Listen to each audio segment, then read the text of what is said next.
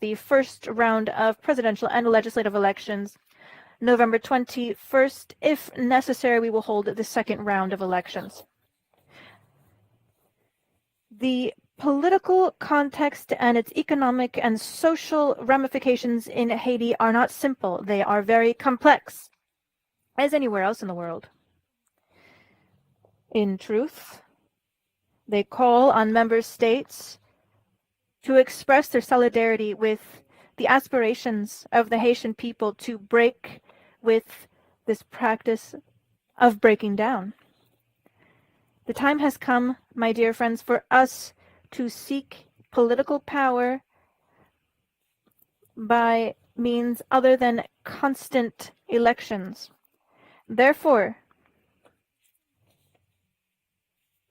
we would like to remind the international community in its largest sense that the statement by some political stakeholders that they would burn Haiti to the ground if people democratically elected Jovenel Moïse, the president of the republic, was quite prophetic. In fact, President Moïse was elected as president of Haiti in November 2016 during the first round of the second elections, and which were organized by the transitional government chosen by the political opposition.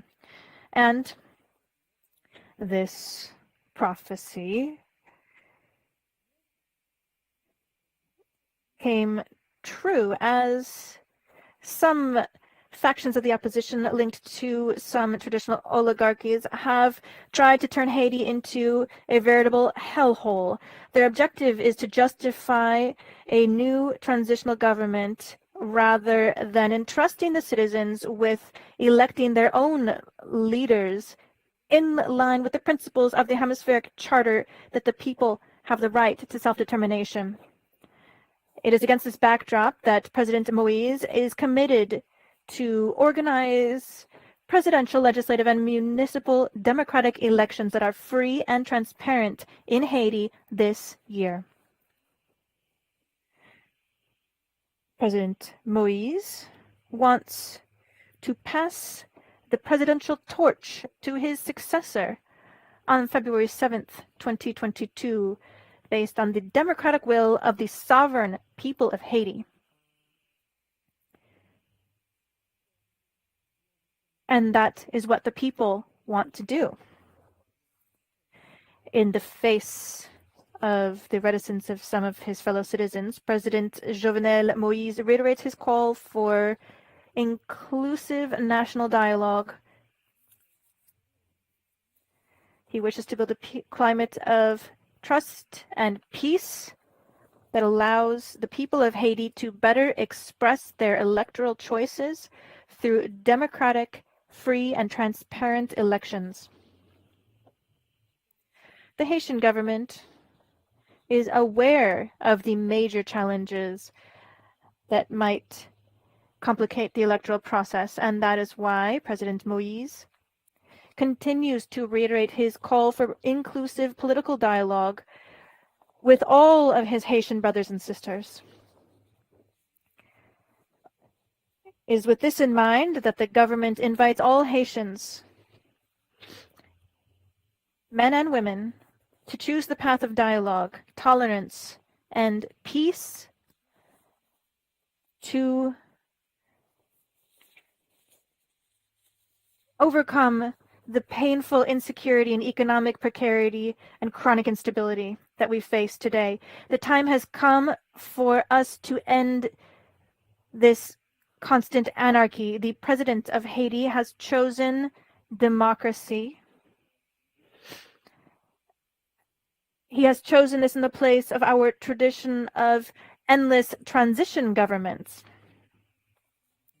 This almost perennial fight for public political power must end, and the president has chosen the competition of ideas and political programs, and he has asked the voters to choose what they feel is best among the proposals made by political parties and public policies likely to lead to political stability and an economic development plan, as well as social peace. My dear colleagues, ladies and gentlemen, it's true that over the last several months there have been events in Haiti that shocked our country and the global community. President Moise in particular and the Haitian government in general have an interest in ensuring peace and reconciliation to end this blind, horrifying, degrading violence against the dignity of the Haitian people, and to end this in our hemisphere. And for that reason, the government strongly condemns the anarchic acts that continue to beset the Haitian people.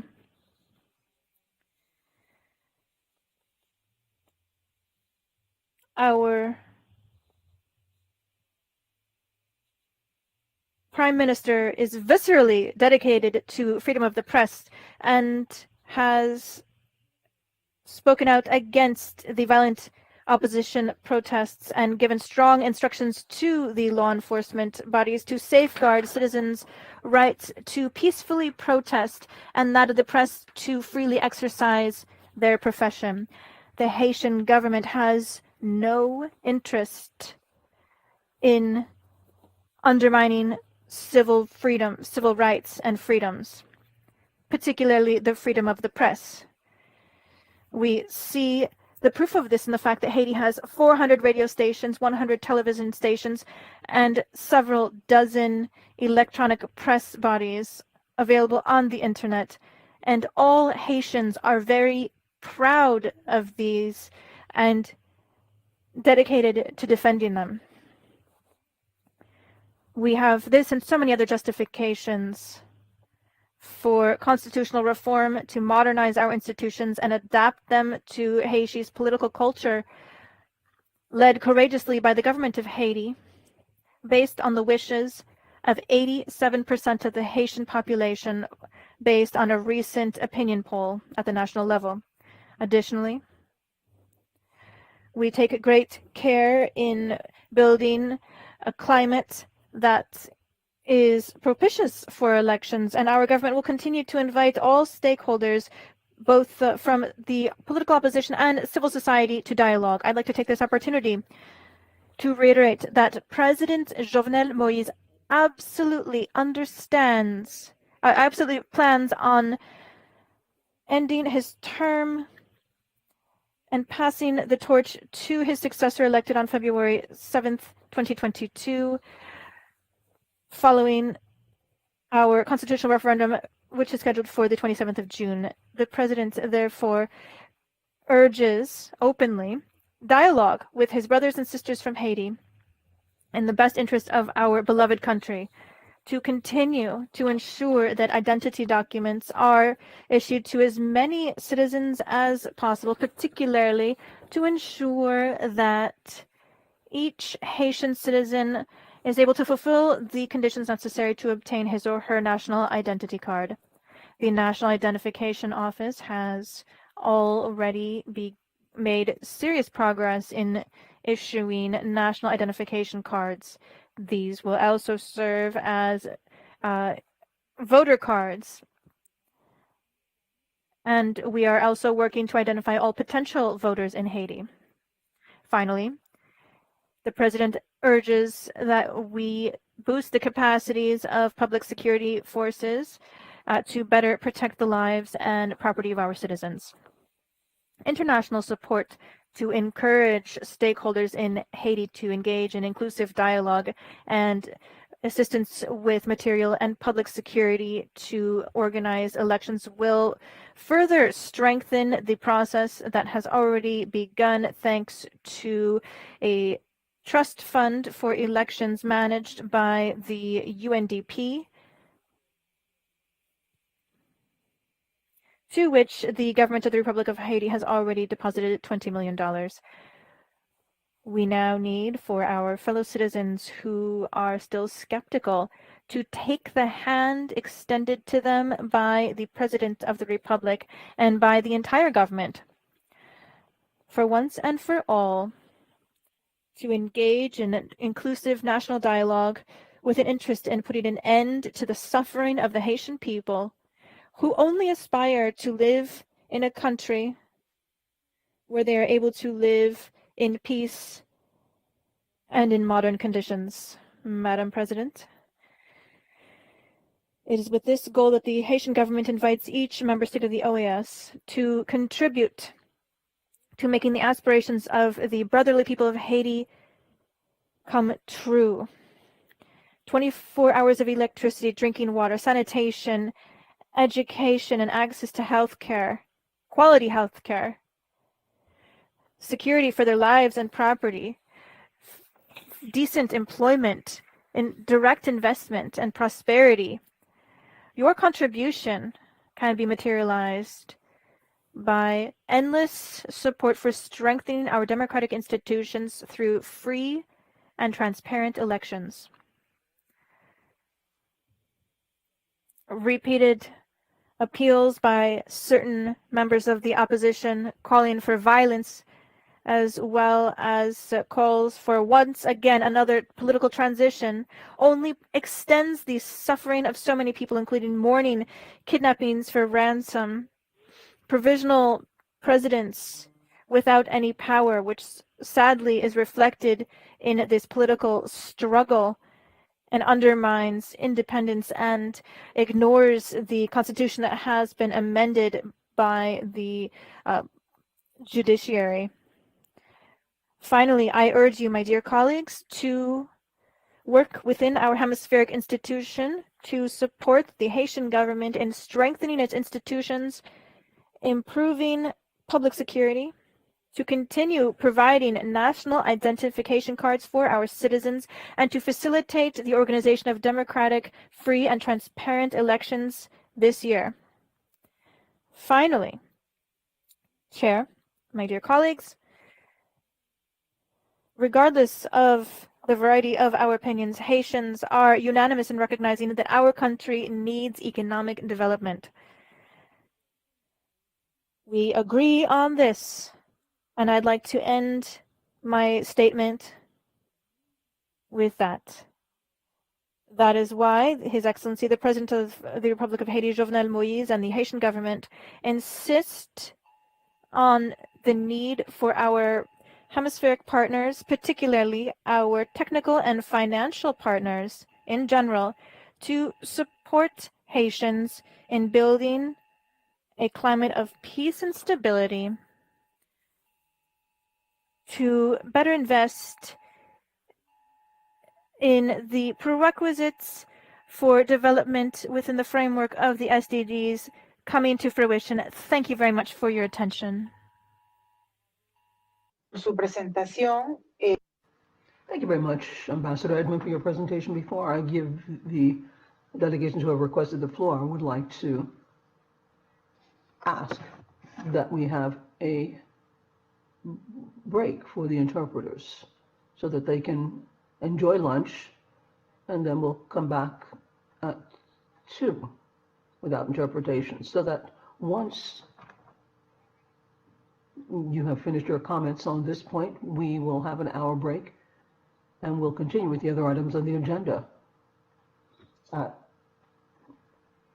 2:30. I should like to give the floor. Well, before we lost connection with the ambassador, now that we have them back, the floor to Venezuela. Thank you very much. Sorry about that, Madam Chairman, but thank you very much for giving me the floor. And particularly after hearing the words from the ambassador, I would just like to reiterate the support of the Venezuelan people and applaud the resolution.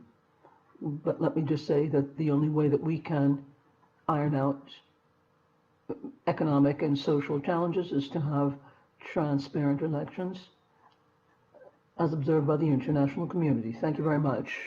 Madam Chairman, thank you very much for this position of Venezuela. I'd like to give the floor to the delegation of Guatemala. Thank you very much, Madam Chairman. Guatemala had thought it would make a comment on this item on the agenda particularly in the light of the comments by Ambassador Edmund. And it's along this line that the delegation of Guatemala would like to thank the ambassador for the very detailed presentation and for the efforts made by the Republic of Haiti alongside the international community to have a fruitful outcome of the electoral process in that country, one that will be inclusive and transparent. Haiti has a privileged position for Guatemala ever since we established diplomatic relations 70 some odd years ago, and it's based on the principles and joint aspirations that we have strengthened our ties of friendship and solidarity between the peoples and the governments.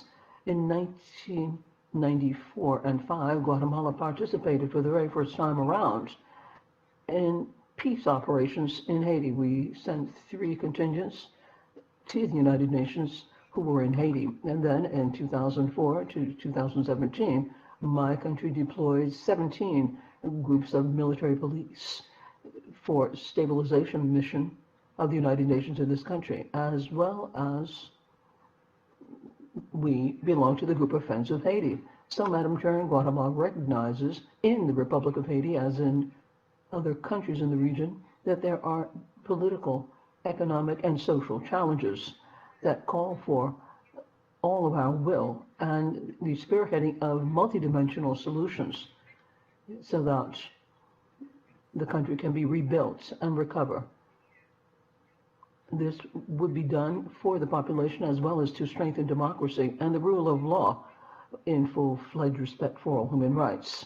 It is important in this regard then to underscore that all stakeholders are committed to the electoral process through legislative elections and free, democratic, and transparent presidential elections with international observation that is in keeping with the democratic system. And thus we celebrate the consensus that was struck this morning to adopt the resolution on the situation in Haiti at the behest of Ambassador Sanders on behalf of the CARICOM countries, and enriched by the contributions of other states as we move toward the text that was adopted. We would like to thank Ambassadors Khatiba and Adsat. We trust that this demonstration of solidarity will lead to implementation or taking on the priorities that have been set. And for Guatemala, it was crucial to join the consensus of this resolution and in participation with Haiti as we have defined the content. And as such, we would like to commend the invitation of President Moise that was sent to the OAS to have an EOM in Haiti, as well as the other requests for technical assistance in terms of security that came to the United Nations as well as to the OAS with a view to fight against crime in that country. We would like to express the importance that the international community has and that it renew its commitment to Haiti, and this in the spirit that will pull together efforts to recover peace in Haiti. And thus we recognize all of the efforts that have been made by the Organization of American States. And then finally, Guatemala reiterates its support and solidarity with the government of Haiti and with brother countries will continue to work through inclusive national dialogues with a view to striking consensus nationally so that we can restore peace for the Haitian people. Thank you very much. Madam Chairman, thank you very much. Ambassador, St. Kitts and Nevis has the floor. Thank you very much, Madam Chair. I too would like to join others in expressing my sincere appreciation for the assistance that we've received from Ambassador Sanders of Antigua and Barbuda, as well as the other participants. And of course, we'd like to thank the Ambassador for Haiti for giving that very comprehensive assessment. I don't think that I should leave without actually lending my very strong support to the statement that was delivered by the Ambassador for Argentina. Because in many ways, we've really focused largely on the election itself, and we have really given very little attention to actually what happens after the election. It is absolutely necessary that we adjust the Constitution and other matters. That's necessary, but it is by no means sufficient. And I think the distinguished ambassador from Argentina actually began to focus on some of those issues. I would like to take a brief moment to draw your attention to the performance scorecard as revealed by the World Bank, which publishes this data. It is very important for this body to know that with respect to financial assistance, aid, the government of Haiti, or Haiti, received 5 times as much aid as all of the CARICOM countries combined. It did that in 2010 when there was a 0.7, I think, magnitude earthquake, but it also repeated that in 2015 and 2016 with 5 times as much. Now, that is a problem that hurts the other countries a great, great deal when one country gets such a lopsided allocation of assistance. When you review that assistance and then you ask the question, well, how has Haiti performed with respect to having received this volume of assistance? And this pattern has continued for the last 30 or 40 years. I draw attention to per capita income. Haiti is ranked number 34 out of all 34 member states. It's the lowest per capita income in the Western Hemisphere. I draw your attention to net migration rates. Haiti is ranked again at the bottom of the rank with respect to CARICOM member states. 175,000 Haitians fled in 2017. Permit me to draw your attention to the ease of doing business, which is also reported on the performance scorecard by the World Bank. Haiti is ranked dead last at number 34 out of 34 member states. And with respect to other measures, the country has really fallen short with respect to several of these measures.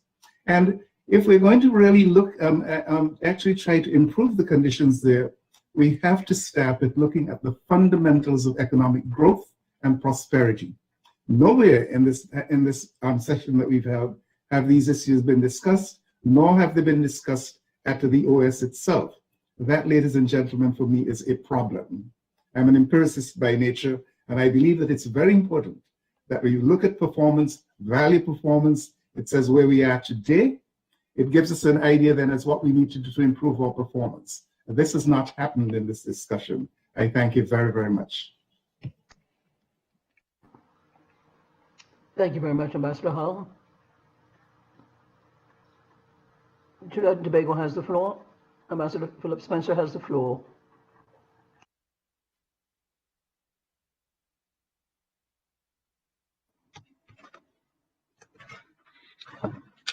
Good afternoon, Chair, Excellencies, distinguished colleagues. Trinidad and Tobago is pleased to have joined the consensus that has been achieved today by OAS member states, including the delegation of Haiti, in the adoption of this resolution on the situation in Haiti. We also welcome this expression of the collective will of OAS member states to join CARICOM member states in expressing deep concern for the situation in Haiti as expressed by heads of government on the 25th of February 2021.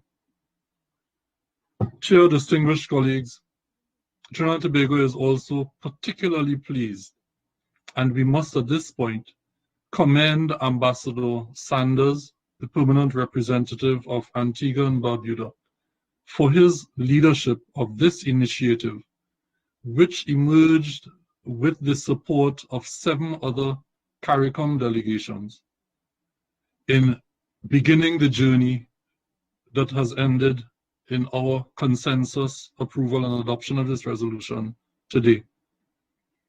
We thank as well the permanent representative of Haiti, Ambassador Edmond. We also thank those other delegations that along the journey, including ourselves, have joined to ensure that as an OAS body, we express our collective consensus support for a constructive approach to addressing the situation in Haiti.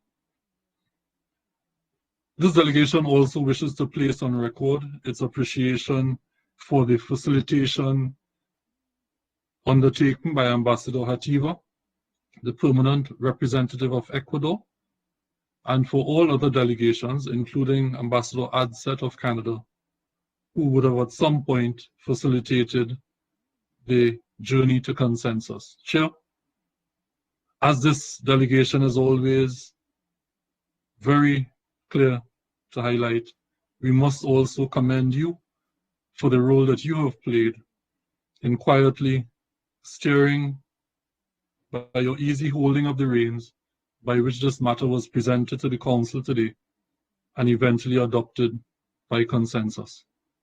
I thank you, Chair.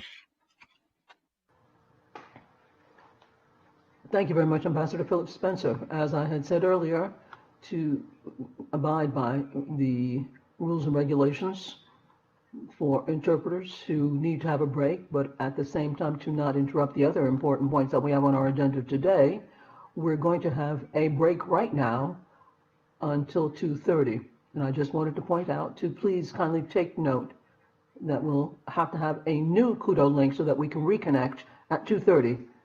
And that's how we'll do it. A break now, and we'll be back shortly. Thank you very much.